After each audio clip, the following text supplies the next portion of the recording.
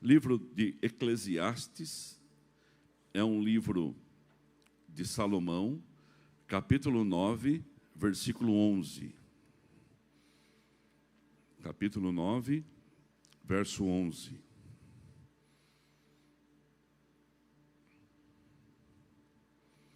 Amém? Percebi ainda outra coisa debaixo do sol. Os velozes nem sempre vencem a corrida. Os fortes nem sempre triunfam na guerra. Os sábios nem sempre têm comida.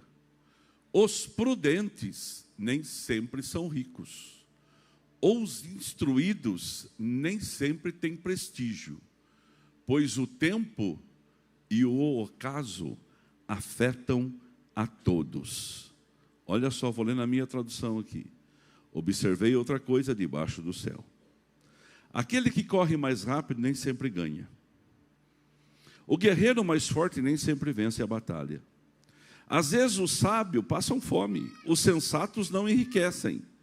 E os instruídos, pastor, pode liberar as crianças, perdão, gente. Perdão, viu? Vai lá com a professora lá, tchau. Como se chama? Bernardo, corre lá então, Deus abençoe. É isso aí, Bernardo, tem que ter iniciativa. Aproveitou a oportunidade. Esqueci das professoras, perdão, crianças. Às vezes os sábios passam fome, os sensatos não enriquecem, e os instruídos não alcançam o sucesso.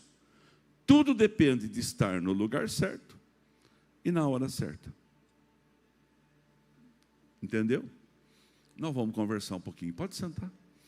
E a hora que você sentar, você pode aplaudir forte o nome de Jesus Cristo.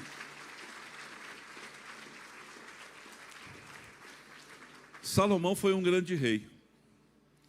Salomão começa bem, possivelmente não terminou muito bem, mas não terminou muito mal também. Então, na vida, não importa como você começa, o importante é como você termina. Você pode dar um glória a Deus. Hoje eu vou precisar que você me ajude a pregar. Tá? Então, eu vou precisar desse gás que você tem, desse aleluia, desse glória a Deus, dessas mãos levantadas, dessa adoração. Salomão aqui, ele escreve na sua velhice. E ele está tirando conclusões. Muitas conclusões. Uma das conclusões que ele tira, ele fala no final, tudo é vaidade. É fácil falar, né? Sendo Salomão, o homem mais sábio do mundo, possivelmente um dos mais ricos. A rainha de Sabá veio ver a sua fama, quando chegou lá, viu, falou assim, Salomão, você é maior do que falam de você. É gostoso quando você tem os testemunhos dos de fora. Nós não precisamos ficar nos autoafirmando quem somos ou o que fazemos, para que as pessoas possam falar assim, nossa, lá está um grande homem, uma grande mulher, aquela pessoa sim, ela influencia. Hoje de manhã na pregação o pastor disse uma coisa muito importante e poderosa. Ele falou assim, quando você faz para Deus, você faz por princípios. Você faz por propósito. Você faz porque você não quer ser achado como você fosse engrandecido. Sabe um dos maiores problemas do ser humano, irmãos? É querer ser reconhecido. E não é pecado querer ser reconhecido. O apóstolo Paulo, de vez em quando, tinha umas crises da sua existência. Ele falava assim, eu também sou um apóstolo. Não é porque eu não vi Jesus, eu não fui contemporâneo de Jesus, que eu sou menor do que vocês. Eram umas crises de existência que o apóstolo tinha. Mas o apóstolo também, de vez em quando, ele chegava e ele falava assim, é quando eu sou fraco que eu sou forte. Então eu preciso disso para ser forte. Eu preciso da minha fraqueza para ser forte. Porque, irmãos, quando tudo vai bem, a tendência é que a gente dê uma baixada de guarda. Eu comprei uma luva de boxe.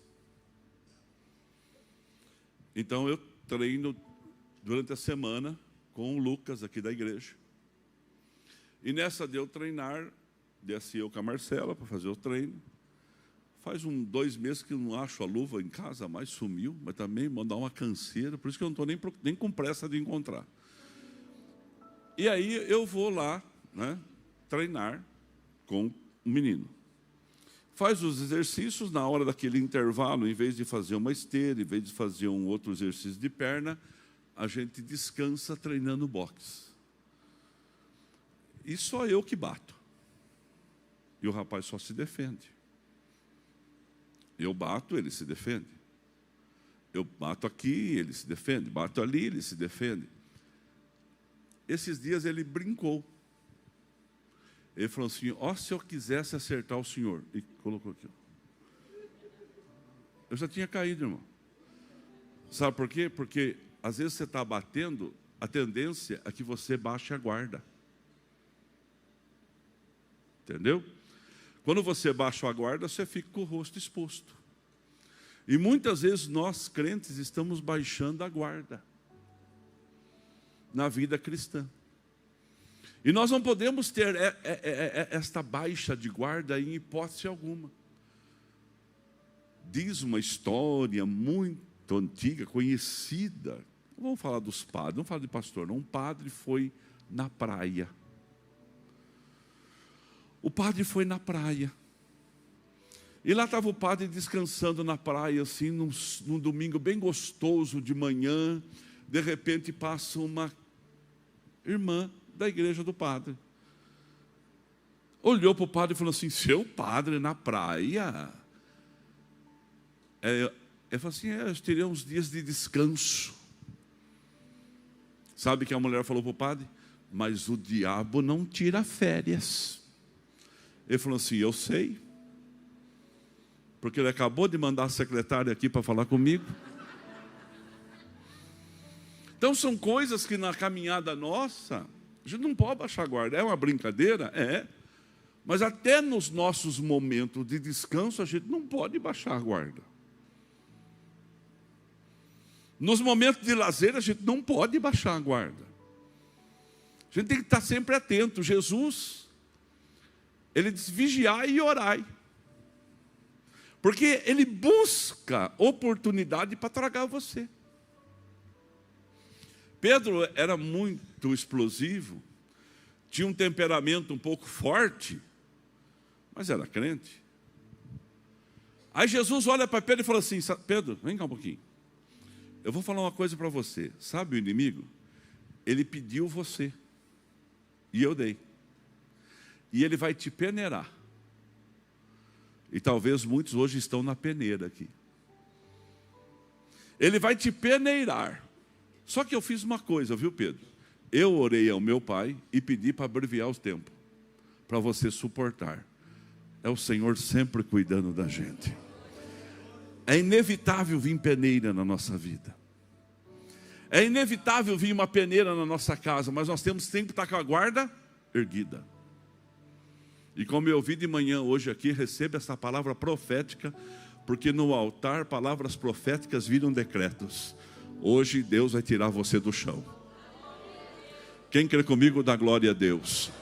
O livro de Ezequiel diz assim, filho do homem, se coloca de pé porque eu quero falar com você. Os pregadores, eles falam assim, que Deus fala assim, porque Deus não quer falar com um homem caído. Se posicione, porque eu vou falar com você. E hoje o tema dessa pregação é oportunidade e arrependimento, lado a lado. Na vida, ou você casa com a oportunidade, ou vai casar com o arrependimento. São duas irmãs gêmeas que andam lado a lado. Ou você casa com a oportunidade, ou você casa com o arrependimento. E eu quero conversar com você algumas coisas sobre isso. A oportunidade representa a graça divina estendida, o tempo favorável. Quer uma palavra para você? Sabe quando surge o tempo favorável? Na adversidade. O tempo de promoção nosso não surge quando tudo está bem, surge na adversidade. Surge naquela dificuldade quando você parece que não tem o que fazer.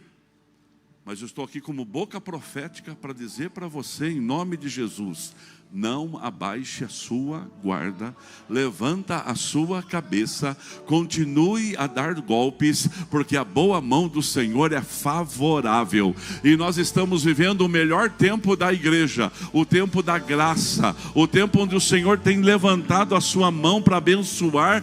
Olha, e Deus tem sido favorável conosco, sim ou não, irmãos? Quem aqui já recebeu o favor de Deus essa semana, levanta a sua mão. Só de você estar vivo já é um favor de Deus para você. Só você estar respirando já é um favor. Então aqui, oportunidade representa a graça divina estendida, ou seja, que alcança. Representa o tempo favorável. Existe um tempo favorável, irmãos. Olha aqui, ó. Ela chama. É a chama que se precipia ou se inicia para realizarmos algo. É aquele calor, aquela vontade, aquele desejo que se precipia dentro do seu coração para você fazer alguma coisa. E todo mundo aqui já teve oportunidade na vida e todo mundo aqui já se arrependeu porque deixou algumas passarem. Lá na sua cidade, em Indaiatuba, é uma cidade hoje que o metro quadrado de terreno é uma fortuna. É muito caro lá. Um pastor nosso, ele tinha 2 Brasílias. Quem já teve Brasília aqui, irmãos? Carburador duplo, né? Não regula de jeito nenhum, só fria para lá e para cá. Uma 78, outra 82, Júlio. Não faz tempo, se é mecânico, não faz tempo. Uma 78, outra 82. Alguém quis vender para ele um terreno. Ele tinha 2 terrenos lá. E alguém falou assim, ó, eu dou um terreno a troco da Brasília. Ele falou assim, de jeito nenhum. Minha Brasília é 78, de portas amarela, de jeito nenhum. Ó, pela 82, eu dou os 2 terrenos. Ele ficou com a Brasília. Brasília era algo assim, carrão do ano. Eu lembro que nós íamos à igreja, nós nos convertemos em 78, o nosso vizinho tinha uma Brasília, ia eu, Tavinho, o Odair, a Marcinha, a minha mãe, a dona Landa, o seu Domingos, de Brasília. A gente gostava de ir amontoado ali, irmão. E a Brasília tem o agravante que não dá para ir nem no porta-mala, não, você também é mecânico, não dá nem para ir no porta-mala, porque o motor está atrás. A gente gostava de ir. Moral da história. O terreno hoje lá vale, ó, 1 milhão cada um. 1 milhão cada um. Passou a chance.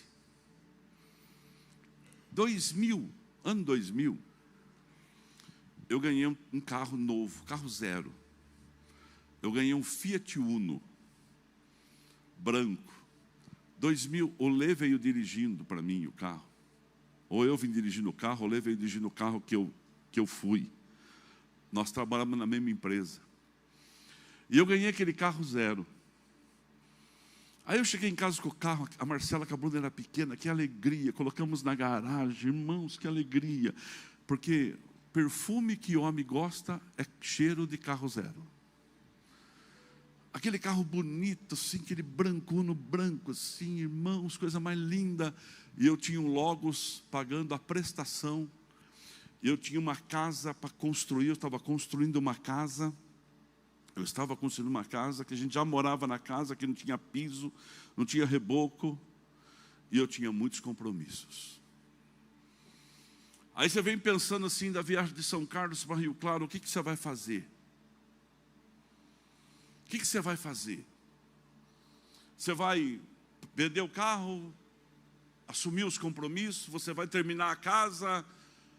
Mas naquela época, os pastores, Porque tem época que é moda, irmão. Tem época que é moda. Os pastores estavam comprando caminhonete. Eles compravam uma D20 e fazia cabine dupla, porque não tinha caminhonete de cabine dupla naquela época. Ele comprava uma F100 e fazia cabine dupla. Então eles gastavam Cosmo, gastavam dinheiro com isso, mas eles chegavam com as suas caminhonetes. Eu falei assim para a Lourdes assim: a gente pode comprar um carro maior para nós também, dá para comprar agora, juntos os dois, dá para comprar um carro maior. Só que antes disso, nós estávamos na empresa, Felipe e Marcelo, estava na empresa assim, Walter, e 5 pessoas iam ganhar prêmio, 4 ganhariam motos e 1 ganharia o carro. E não era por sorteio, era por venda, então já estava lá. Então ficou só 2, eu e mais 1. E ficou um carro e uma moto. O camarada do meu lado falou assim para mim assim, ó, viu? Vamos fazer o seguinte, soma o carro, soma a moto e a gente divide por 2. Aí você fica com metade do carro e da moto e eu fico com metade do carro e da moto. Eu olhei para ele e disse, não vou fazer isso não. Ele falou, mas se você perder? Se eu perder, eu fico com a moto. Já estava lá, não era sorteio, não ia pegar. Se fosse sorteio, é normal fazer isso. Somos 2, mas não é sorteio, não é sorte. Ali já era venda, então já estava definido. O nome já estava lá. Eu falei assim, não vou fazer isso não. Eu tenho certeza, pensei comigo, eu tenho certeza que na marca do carro eu fui melhor do que na marca da moto, então eu não vou me perder. Irmãos, a gente tem que estar sempre, Jesus disse assim, vigiai. Fique atento às oportunidades, porque o mundo não é do mais rápido. O mundo não é do mais esperto. O mundo não é do mais sábio. O mundo não é do mais rico. O mundo não é do mais bonito. Quem já viu muito homem bonito casar com mulher bonita? Aqui levanta a sua mão. Quem já viu muito homem feio casar com mulher bonita? Levanta a sua mão. Temos um exemplo aqui na frente.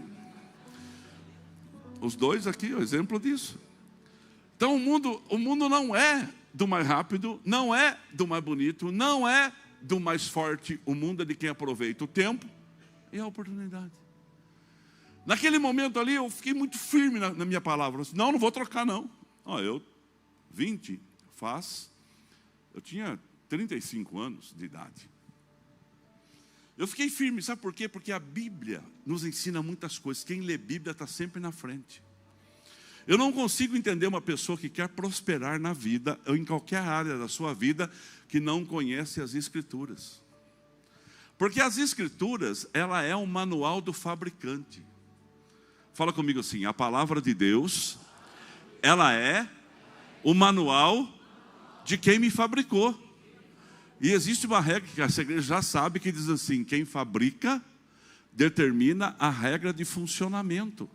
Então, para mim ir bem na minha caminhada, eu preciso conhecer a palavra de Deus, que é lâmpada para o pé e luz para o caminho. Você pode dar uma glória a Deus onde você está? No meu coração vem assim, se você abrir mão, você vai perder uma oportunidade daquilo que eu já tinha preparado para você. Irmãos, e o carro então foi para nós, a moto foi para o rapaz, e eu vim com o carro.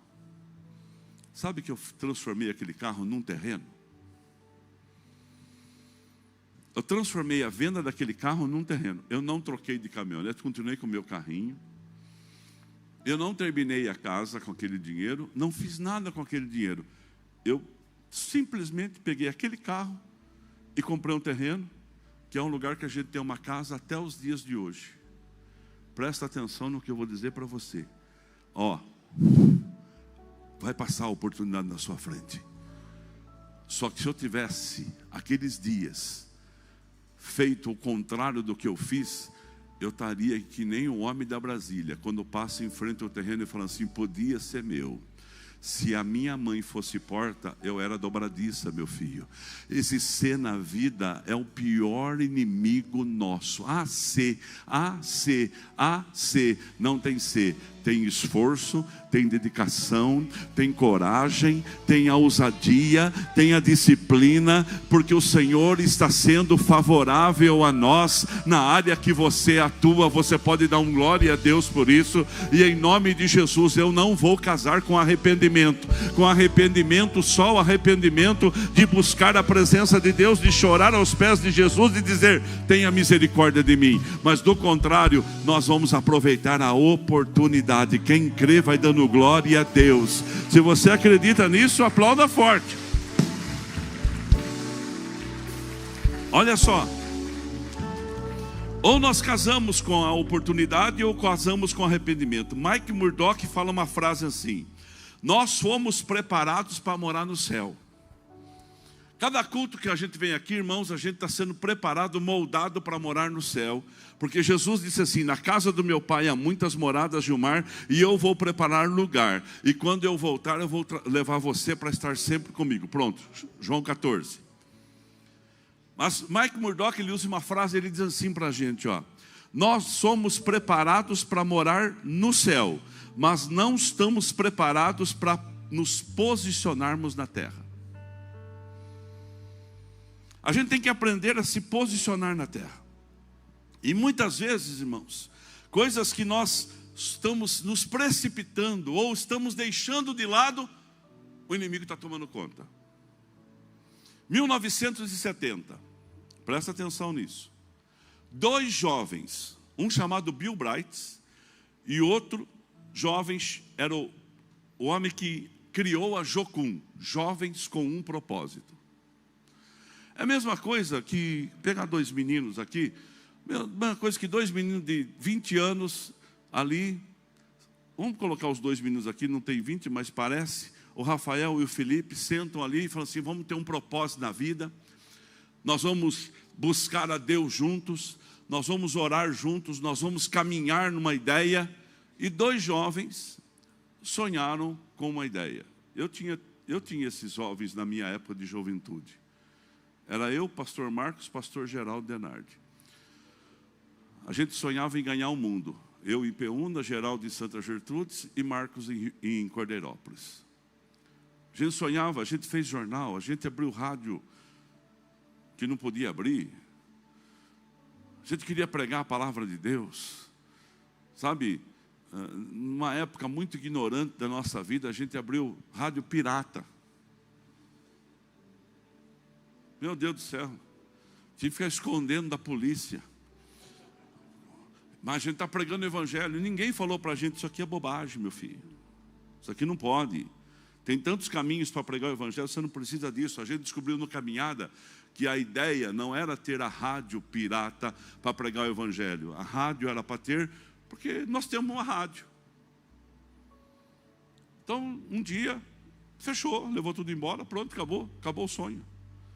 Mas a gente fez jornal. Eu fazia um jornal chamado Cairós em Peúna. Irmão, em Peúna teve um jornal feito pela Igreja Quadrangular, isso há mais de 30 anos. O Marcos fazia o Querigma em Cordeirópolis. A gente sonhava em ganhar o mundo. E em 1970, 2 jovens sentaram e disseram assim: nós vamos criar os 7 montes da sociedade. E esses 7 montes da sociedade serão a oportunidade da igreja se posicionar e ocupar o espaço.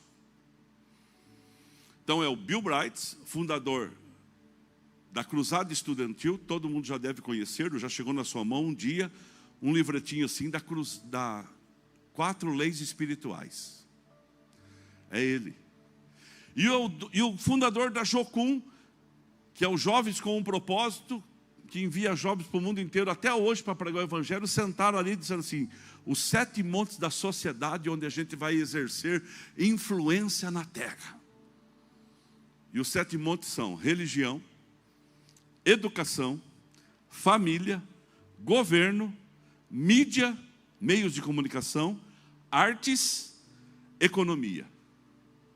Então esses são os 7 montes que regem uma sociedade, que determinam uma sociedade, que faz com que tudo passa por ali. Irmãos, tudo passa pelo governo. Olha lá, o fundador da Jocum, obrigado, Rafa. Está aqui, coloca para o povo ver aqui, ó. É Loren Kug. Loren, é o nosso amigo Loren. Coloque, se você achar os 7 montes, coloca também para o povo ver. Os 7 montes da sociedade tinham a função da igreja aproveitar a oportunidade de governo, de domínio. Irmãos, quem lembra aqui que televisão era do diabo, levanta a sua mão. A igreja inteira ia quadrangular, não pregava contra a televisão. Eram os primos que pregavam contra. Não é? Nós não pregávamos contra. Mas hoje, a gente vai entregando as coisas para o diabo. Televisão do diabo. Em 1973, na cidade de Bauru, o pastor Mário de Oliveira foi o primeiro pregador do Brasil que trouxe a guitarra elétrica e a bateria para a igreja. Foi um escândalo aquilo. E ele saiu numa manchete de jornal dizendo assim: os crentes no ritmo do iê. Hoje a gente tem guitarra na igreja. Hoje a gente tem bateria na igreja. Hoje a gente tem iluminação. A gente gosta de igreja escura hoje. Você sabe por que as igrejas hoje elas têm teto preto, parede preta? A nossa é mais clara, mas tem iluminação. Porque o preto não distrai. Então você foca aquilo que está à sua frente, você não distrai. Porque se você tem um ambiente claro, tudo pode chamar a sua atenção. As coisas chamam a sua atenção. No preto não distrai, então você foca só o altar. Por isso que o cinema é preto. Por isso que o teatro é preto. Por isso que essas coisas funcionam. E a gente vai entregando para o inimigo. Ó, a televisão não é de Deus, vai para o inimigo. Irmãos, hoje até os primos que criticavam a televisão transmitem o culto pelo YouTube. Então quer dizer que nós sempre estava certo. A gente sempre aproveitou o tempo e a oportunidade um pouco antes do que os demais. Pronto, é isso. E qual é o problema disso? Nenhum. A gente tem que aproveitar o tempo e o ocaso, porque não é o mais rápido que vai vencer, não é o mais rico que vai vencer, não é o mais bonito que vai vencer, não é o mais sábio que vai vencer, mas é você que aproveita o tempo e a oportunidade, porque para todo mundo tem o mesmo 24 horas, e eu estou aqui para dizer para você, é o tempo da igreja se posicionar nas áreas dos montes da sociedade e aproveitar a oportunidade. Irmãos, crente não é cauda, crente é cabeça. Quem vai dando glória a Deus? Olha aqui, marquei os montes. O Rafa colocou aqui para mim na tela. Aqui, ó. Aos montes. Religião é a nossa área. O que significa a palavra religião? Significa religar. Eu estou ligado com Deus, através de Cristo, na minha fé. Qual a denominação que eu participo? Igreja do Evangelho Quadrangular. Deus trabalha com tribos. Irmãos, nós temos a tribo tal, tem as mais tradicionais, Quadrangular, Assembleia, Metodista, Batista. Tem a Congregação Cristã do Brasil, tem a Presbiteriana, Metodista. Mas hoje tem N igrejas.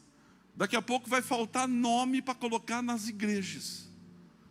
Cada dia se abre mais uma e coloca, mas todas têm o mesmo projeto e propósito. Eu espero em Deus, que é pregar o Cristo ressurreto, que leva as pessoas para morar no céu.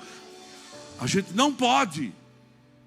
Foi o tempo, irmãos, que a gente era 1% da sociedade. Hoje nós somos 35% da sociedade. Será que a gente sabe o que fazer, sendo tão influente? Quando a gente era menor, a gente talvez tinha mais foco do que quando a gente hoje é maior. Eu não posso me distrair. Irmãos, você demorava para achar um crente. Demorava para achar alguém que servia a Deus. Hoje no seu trabalho tem alguém que serve a Deus. Se você não falar, se você não falar primeiro, você vai passar vergonha, porque perto de você tem muita gente que já está servindo a Deus. E nós temos que continuar ocupando espaço. Agora, quando você ocupa espaço, você acha que as pessoas ficam felizes? Não. Quando você começa a pregar a palavra de Deus para alguém, você acha que o inimigo ele vai ficar contente com você. Mas abre um parênteses aqui, para de fantasia. Eu comecei a pregar, comecei a passar mal, comecei a ter muitos problemas para lá e para cá. Não se preocupa com isso. Quem faz a vontade de Deus, quem guarda Ele é o Senhor dos Exércitos. Quem faz a vontade de Deus, quem prega a palavra, quem anda na presença de Deus, quem anuncia o reino, quem abençoa a sua família. Pastor, eu comecei um momento de pregação, parece que o inferno se levantou, o inferno já estava levantado. O diabo não gosta de você desde o dia que você nasceu. Porque você é amigo de Deus e tem possibilidade de morar no céu. E ele vai para o inferno. E você vai andar nas ruas que um dia ele andou. E vai cantar no coral que um dia ele cantou. Por isso que ele fica muito preocupado com você. Ele quer desviar o nosso projeto de vida. Mas nós estamos aqui para dizer em nome de Jesus Cristo: eu coloquei a mão no arado e eu vou até o fim. Então a religião, que é um dos montes da sociedade, nós vamos ocupar. Você pode dar um glória a Deus? A nossa igreja tem programa de rádio, na Rádio Educadora. Aí você me pergunta, quem ouve rádio, pastor?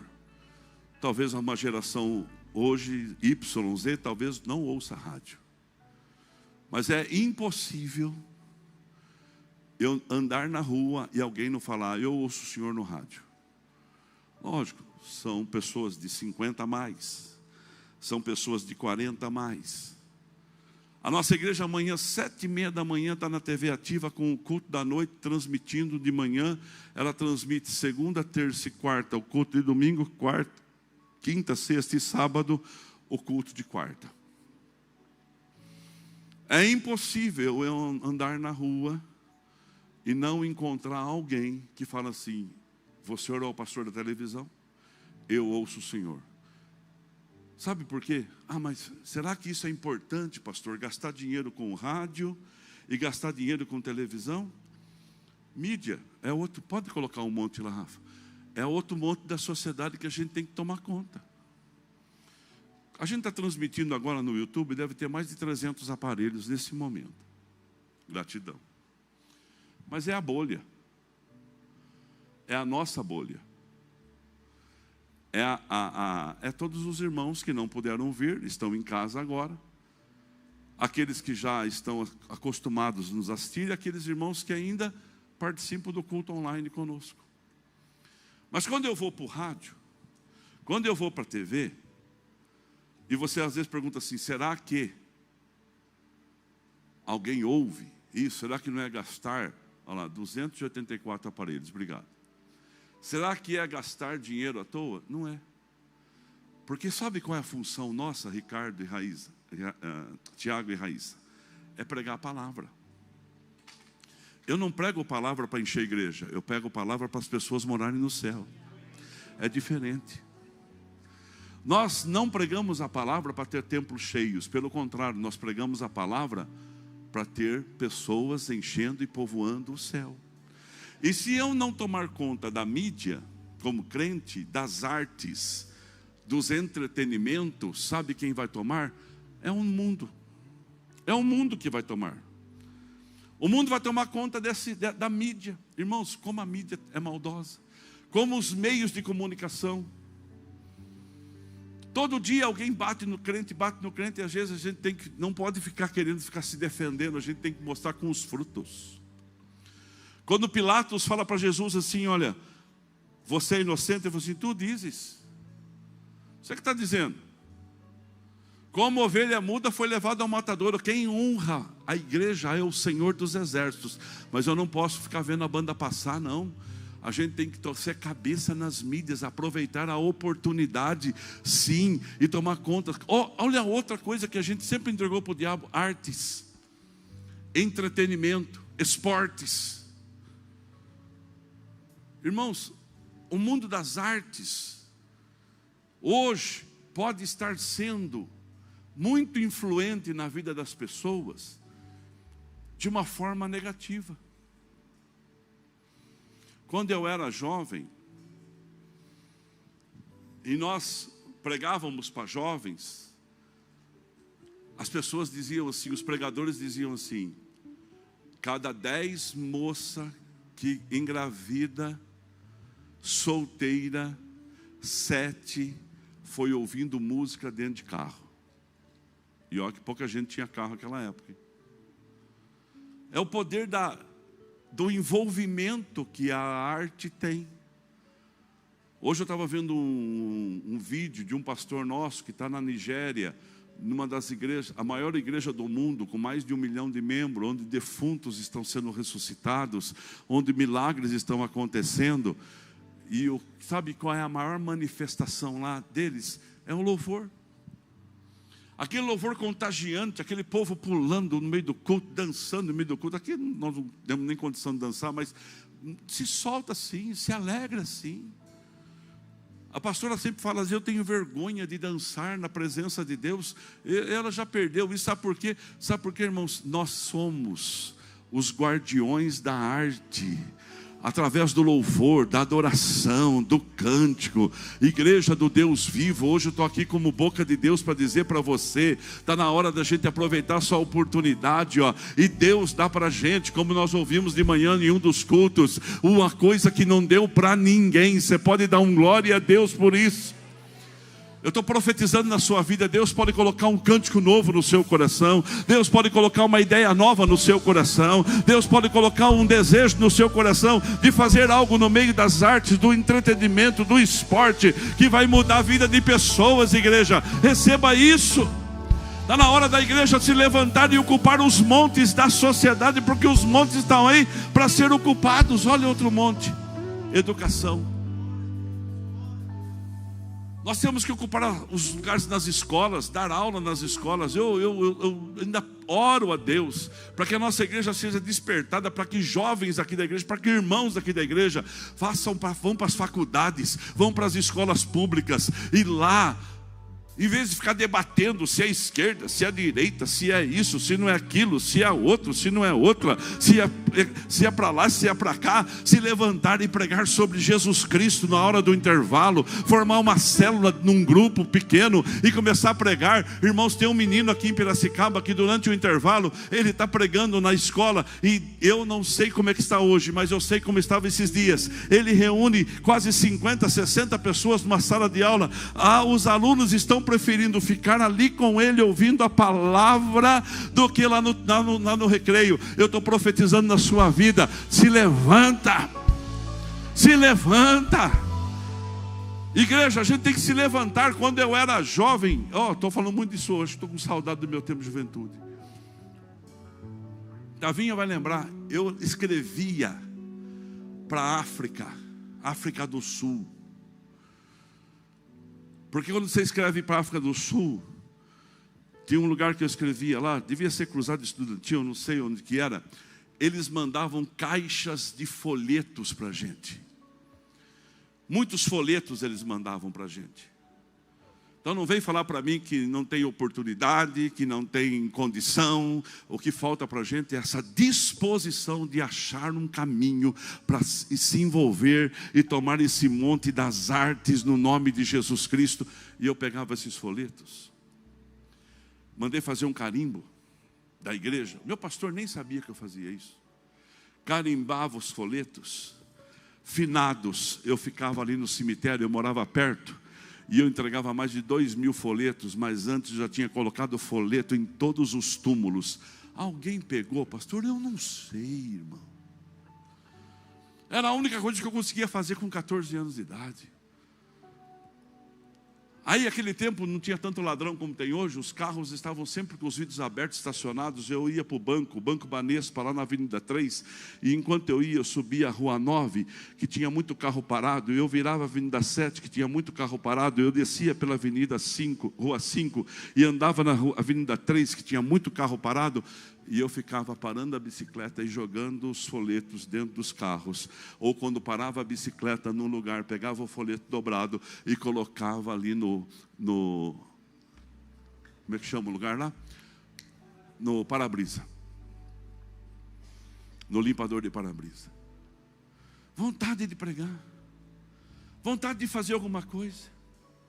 Vontade de falar assim, nós não podemos ficar parados, a gente tem que aproveitar essa oportunidade. Irmãos, as artes, o entretenimento é para nós. É para nós. Não é a Shakira que tem que ir lá no Rio de Janeiro e colocar 2 milhões de pessoas. Somos nós que temos que levantar como uma voz profética e dizer assim: Jesus Cristo é o Senhor que salva, é o Senhor que cura, que batiza com o Espírito Santo e que breve voltará. Isso tem que partir de mim e de você. Você pode dar um glória a Deus por isso. Que Deus levante jovens aqui, que Deus levante pessoas aqui, que aonde você trabalha, que aonde você estuda, você fala assim: não, eu vou falar de futebol, mas no futebol eu vou falar de Jesus Cristo de Nazaré. Eu vou falar de política, mas na política eu vou falar de Jesus Cristo de Nazaré. Eu vou falar disso, daquilo, mas eu vou ocupar o meu espaço, porque o mundo é de quem aproveita o tempo e a oportunidade. Aqui, ó, família.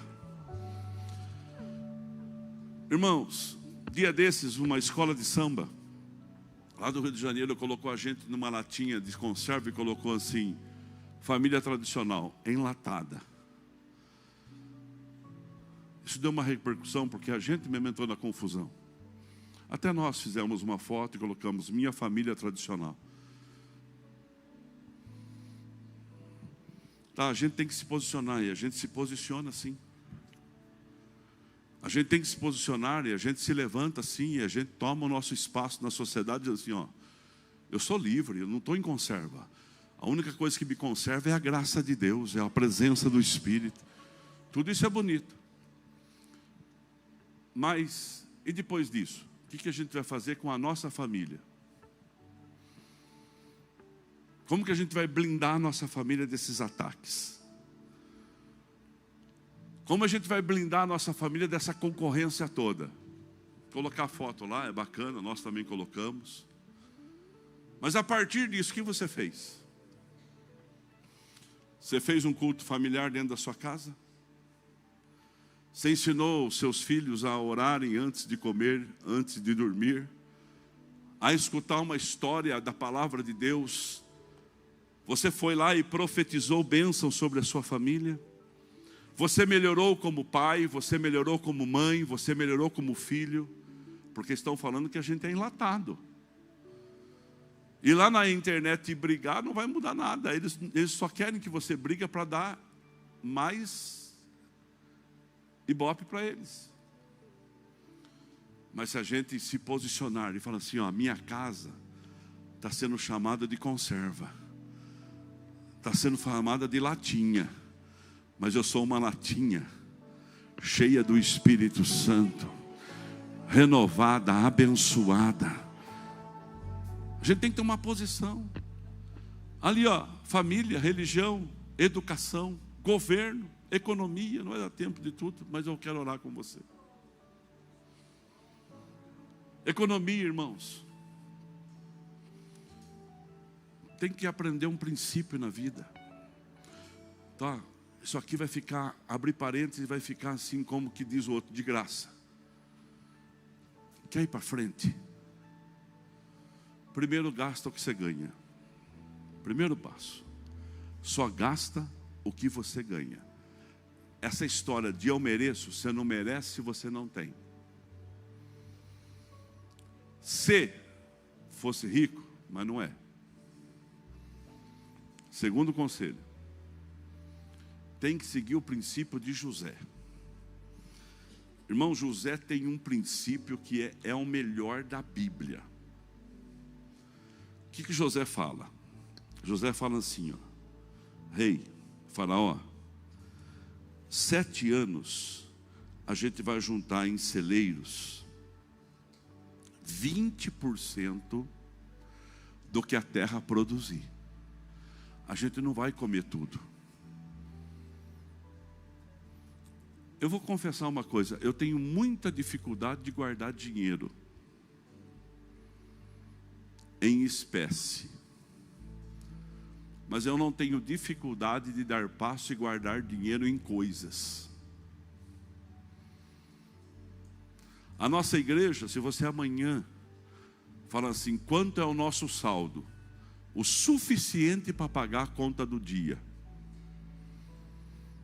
Mas quantas igrejas já pregaram 20, 30, eu estou pregando há 14 aqui, 40 anos, e não conseguiu comprar uma propriedade? A sua igreja, desses 14 anos, comprou 20 propriedades. Então isso é guardar coisas.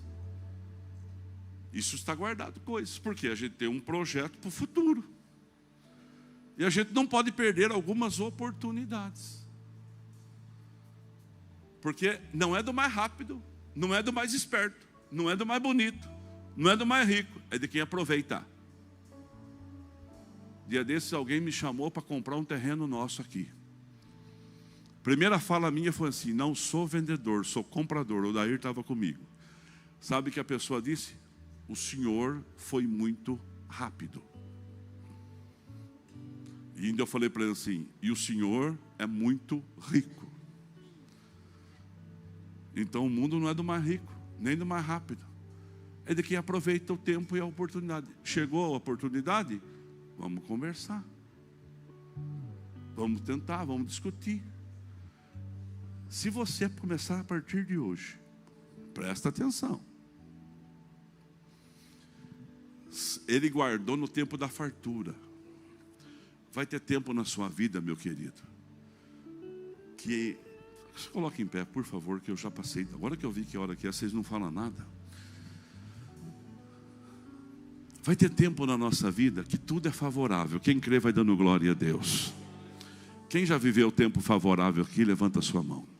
Tempo, irmãos, como meu pai falava, em cada machadada, cada enxadada, uma minhoca. Mas tem tempo, irmãos, que as minhocas estão na areia, você não acha uma de jeito nenhum. José falou assim para o faraó: faraó, é o seguinte, vai ter tempo de fartura, 7 vacas gordas, 7 espigas gordas. Você pega, faça celeiro. Você usa 80%, 20% você guarda. 20% de tudo você guarda. Cumpra suas obrigações com 80%. Pastor, se eu fizer isso eu estou morto. Se você fizer isso, você vai fazer Deus voltar os olhos para a sua vida. Isso não quer dizer sobre muito e pouco, quer dizer sobre disciplina. Economia, a gente tem que tomar conta da economia, irmãos. A gente tem que governar a economia da nossa vida. Chega, eu estou profetizando na sua vida. Chega de você sofrer por isso, perder noite de sono por isso. Hoje é o ponto final, se você crer naquilo que eu estou dizendo aqui hoje. Quando chegou o tempo de vaca amarga, a magla chega para todo mundo. Conversa com qualquer comerciante por aí, vai perguntar se não está difícil. Ele vai falar assim: está difícil. Está difícil. Mas tem comerciante que ainda continua mantendo a sua estrutura. Por quê? Porque eles, no tempo da vaca gorda, ele se disciplinou. Então agora ele abriu o celeiro e vende para todo mundo. José fez Faraó tornar-se os Estados Unidos da época, porque ele aproveitou o tempo e a oportunidade. Todo mundo precisa comer, todo mundo via comprar comida onde? No Egito. Eu estou liberando palavras sobre a sua vida hoje. Deus vai dar coisas para você que nunca deu para ninguém. Peguei o gancho. Deus vai dar coisas para você que nunca deu para ninguém. Quem recebe vai dando glória a Deus. Outra coisa, ó. Governo é educação e governo. Educação, irmãos. Como que estão as escolas hoje? Como estão os níveis dos professores hoje? A gente tem que ocupar esses espaços. Governo. A igreja não se envolve com política. Irmãos, o mundo é político.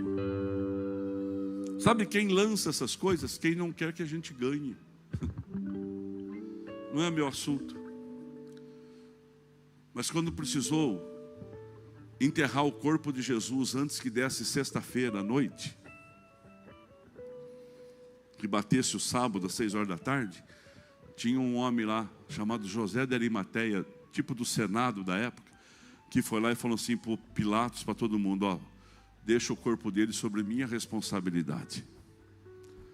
Eu vou cuidar do corpo de Cristo. Tem lugar que você, por mais sábio que você é, Você que é professor, doutorado, Tiago, se você entrar aqui na Câmara dos Vereadores de Indaiatuba e de Piracicaba, você não vai ter voz. Você pode até fazer um discurso, eles vão ouvir o teu discurso, fechar o teu discurso, mas quem vota é quem é eleito. E a igreja fica achando que às vezes política não é de Deus. Política é a arte de governar. Os discípulos faziam política, vamos escolher, lança sorte. Caiu sobre Matias, pronto, resolvido.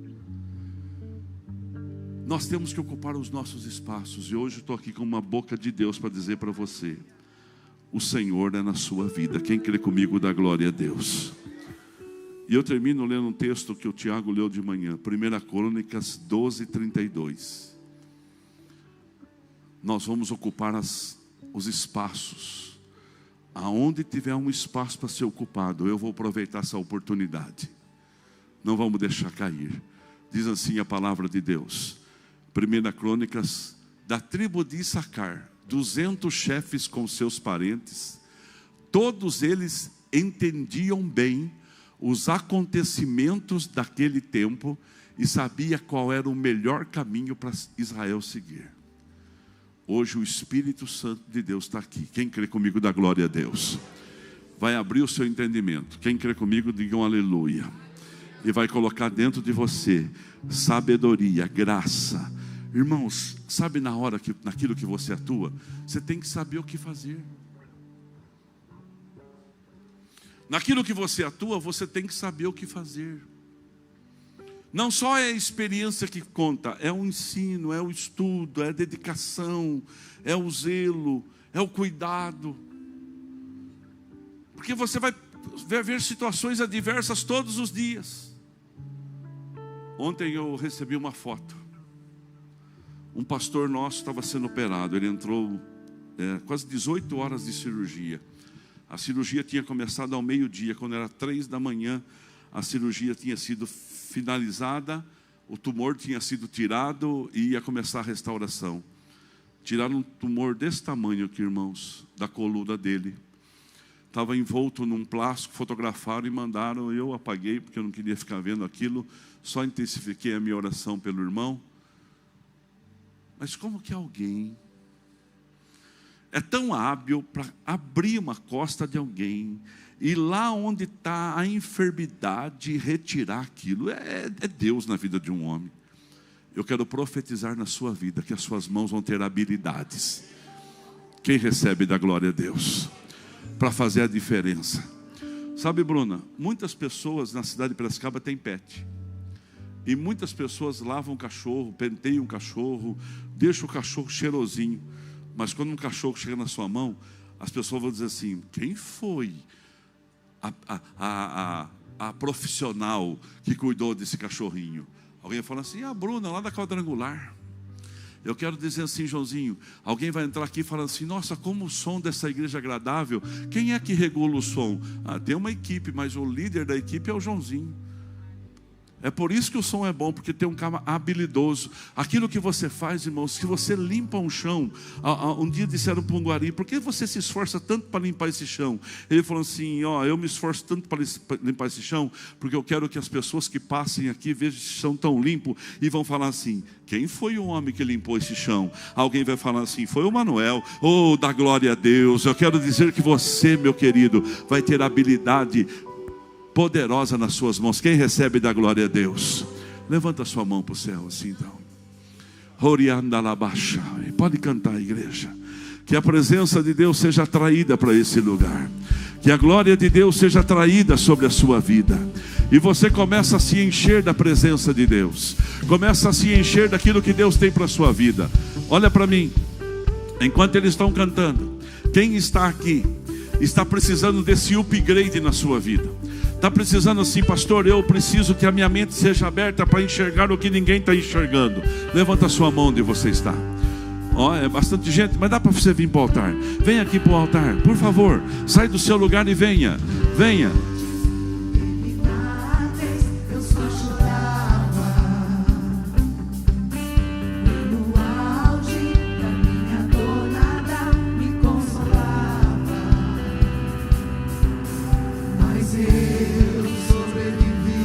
Pode vir, igreja. De novo sorriu pra mim. Que o Senhor te dê sabedoria. Que Deus te faça enxergar o que ninguém enxerga. É isso aí, Antônio Carlos. Vem sonhar, vem só aí, meu querido. Levanta as mãos, igreja. Você vai me ajudar em oração aqui, ó. Eu aprendi a ganhar, perdendo, eu aprendi a subir, descendo, doeu, mas eu cresci. E cresci, diminuindo, apareci, desaparecendo. E o poder de Deus na minha fraqueza se aperfeiçoou. Agora você diz assim, ó, tem coisa boa. Os nossos pastores que estão no templo, venham atrás dessas pessoas aqui, por favor. Os pastores que estão na casa,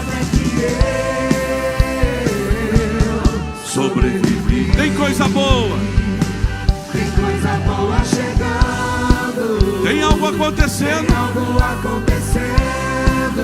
E não importa. E não importa o que eu sofri. O que importa? O que importa é que eu sobrevivi. Agora com as suas mãos levantadas aqui, você olha para mim assim.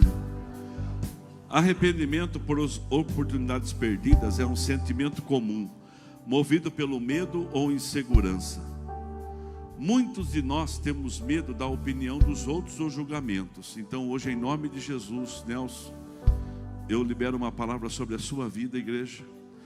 Você vença esse medo, vença essa preocupação, porque no frigir do ovo quem ganha e perde é só a sua família. Mas hoje é tempo da gente enxergar que tem coisa boa chegando. E nós vamos ocupar os montes das sociedades. Quem crê comigo, dá glória a Deus.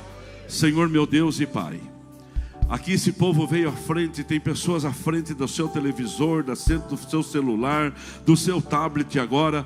E eu quero pedir, Deus, em nome de Jesus, que o Senhor possa visitar cada um agora, de uma forma tão única e tão especial. Que o Senhor possa trazer sobre cada um agora uma graça poderosa, uma presença santa, uma manifestação dos céus. E assim como a tribo de Issacar, eles eram dominantes na sua época e conhecedores de todos os detalhes que haviam em Israel. Que o Senhor agora possa dar a cada um que está aqui, Deus, uma sabedoria, uma graça, Deus, mas principalmente uma iniciativa, ó Deus, em nome de Jesus, a começar agora a fazer algo diferente na sua vida. A Deus, não importa se é jovem, não importa, Deus, se já é de meia idade, não importa se tem uma idade um pouco mais avançada, porque o Senhor diz assim que até os nossos idosos, eles poderiam sonhar e eles iam dar frutos. Então, em nome de Jesus, abençoa cada um agora, para a glória do teu nome, é o que eu peço, hoje e sempre. E você vai voltar para o seu lugar, vai ganhar um abraço dos nossos pastores. Eu sobrevivi, tem coisa boa chegando, tem algo acontecendo.